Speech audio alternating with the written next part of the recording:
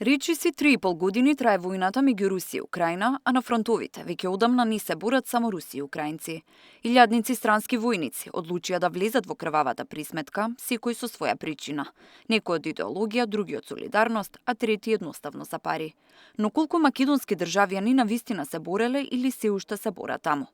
Нашата држава нема информации. Министерството за надворешни работи не располага со податоци за тоа колку македонски државјани учествуваат во вооружениот конфликт меѓу Украина и Русија.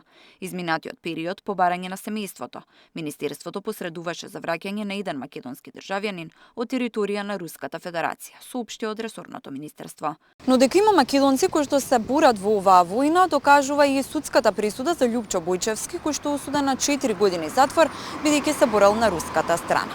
Тој е единствениот македонец досега кој што осуден за учество во оваа војна, присуда донесена на 13 мај, а казната затвор веќе ја издржува во Идрисово. На пресудата кажа дека се кае за стореното, се пријавил преку Телеграм, а според неговата адвокатка на фронтот отишол поради екзистенцијални причини, бидејќи се грижил за неговата болна мајка, а договорот ако се бори за Русија ветувал 3000 евра месечно. Русија нуди поволни услови за странци да се борат на нејзина страна, па дури и државјанство, велат експертите, па затоа граѓани од други земји одлучуваат да влезат во крвавиот конфликт. Има лица кои што ги прифаќаат, било да е тоа на аеродром, било да е тоа на железничка станица, кои што од тука ги носат во Министерството за одбрана, па таму се вршат прегледи и така натака. И тие се одат па на обука и се рекрутираат во редовните воени сили, да поголемиот дел од ними дури добиваат одредено, односно не одредено, добиваат и државјанство, добиваат имоти таму. Иако договорот на Бојчевски му гарантирал 1 година служба, неговата авантура завршила по само 3 месеци. Здравствените проблеми го принудиле да се врати сам. Но со него се вратил уште еден македонец со кој заедно се бореле на фронтот. За него нема информации зошто отишол да се бори за Русија, бидејќи по некое време полицијата го пронашла мртов во стан во Скопје. Полицијата поднесе кривична пријава и за уште едно лице регрутирано преку Телеграм што заминало во Москва да биде распореден на фронтот, но тој по 6 дена се вратил во Македонија и беше уапсен. Додека има никакви оскудни информации за тројцата македонци што се бореле за руската страна, за Украина нема ниту еден официјален податок.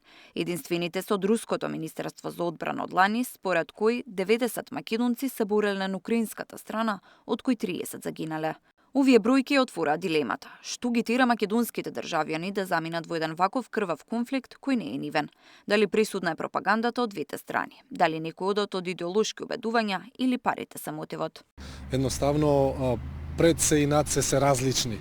Прво, она што вие го споменавте може да биде и од екзистенцијални причини, поточно од различни финансиски побуди, меѓутоа имаме и алтруистички, имаме и некакви си посебни причини кои што заменуваат, меѓутоа не верувам дека сето тоа би било во функција на она што и вие го споменавте, патриотски или да кажам не патриотски, него блиски како народ, блиски со тој народ за да се помагаат. Тоа мислам дека замина со социјализмот, сега дефинитивно од одредени интереси. Според податоците кои ги добивме од Министерството за внатрешни работи, во Македонија од 2012 година има околу 150 повратници од воени жаришта, кои претежно се од Сирија и Ирак. Регистрирани се и тројца борци како повратници од воениот конфликт меѓу Украина и Русија.